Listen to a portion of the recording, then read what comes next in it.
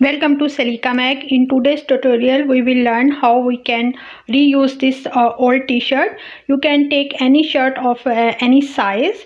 We will make actually this type of grocery bag with this shirt. So it depends what size you want. You can take according to that. I just take a t-shirt of my kid because I want a small grocery bag. So just fold it after the pressing.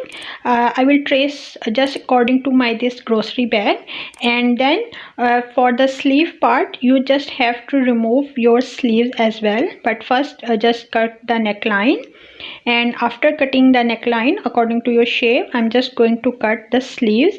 And this will depend if you want the wider strap. If you are using the bigger size of t-shirt, obviously you have to measure that what strap width you want. So I just remove the sleeves as well.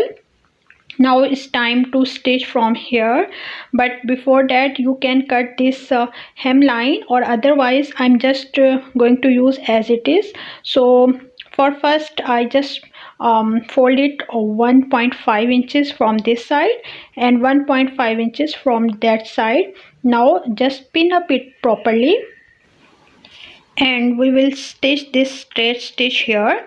And in the beginning just make sure you stitch it double lock, and here if you feel that you need to up your fit a little so that your machine will go smooth. So see, after this stitching, just turn it inside out and make sure you properly press it again. This is a very easy tutorial for absolute beginner, even can follow this easy tutorial.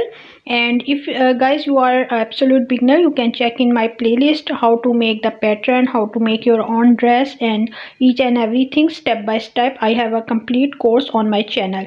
So your cute and easy grocery bag is ready. Hope you like this tutorial. Please don't forget to give your feedback and thumbs up, and subscribe the channel. Thank you.